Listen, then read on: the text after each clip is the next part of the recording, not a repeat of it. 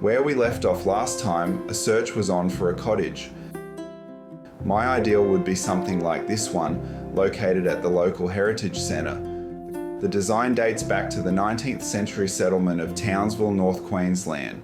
It supported cattle stations and also gold rushes inland.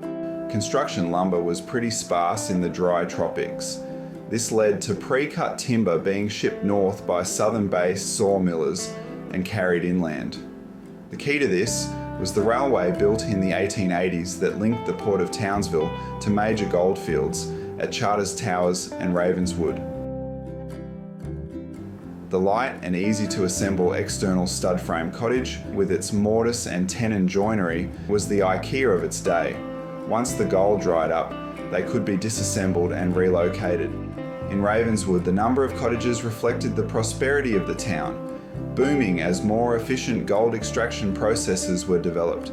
The town at its height in 1903 carried a population of nearly 5,000, but by 1920 the mines had closed and most of the wooden cottages were relocated, either disassembled or in many cases cut in half to be carried on flatbed carriages.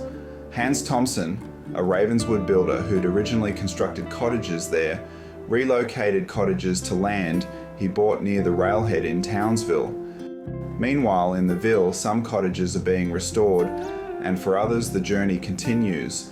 Developers want the valuable land under them, so they often offer them up for relocation. And that's where I got lucky when this one came up for removal. Or maybe I didn't. In terms of condition, it was a bit of a gamble in that the exterior was clad in asbestos, and until that was removed, we just wouldn't know. Underneath, we knew some of the original bearers were rotten and required replacement. At that stage, we didn't know if it'd even make it across town.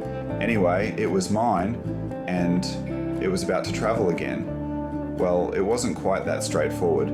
To get to the move part, we had a lot to get right. It started with a set of plans. Next, we employed a structural engineer to develop an overlay. They also consulted on modifications later on. A set-out survey was required to enable compliant placement. It was low cost, as there was already a boundary survey in place. Finally, a soil test informed how deep the stumps need to be anchored. I then engaged a certifier who lodged approved plans and documentation with the council. Concurrently, I registered with the QBCC as an owner-builder. This required completion of an induction training course and submission of project specifications for the owner-build permit.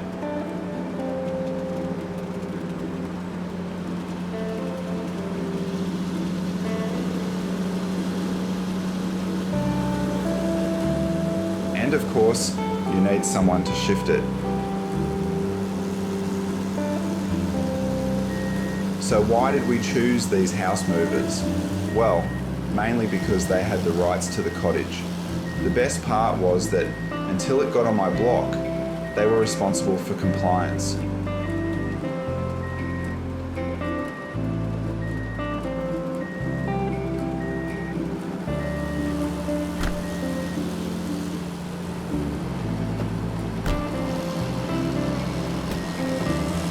Next episode, the cottage gets planted and we get to work. Thanks for watching. Take care. See ya.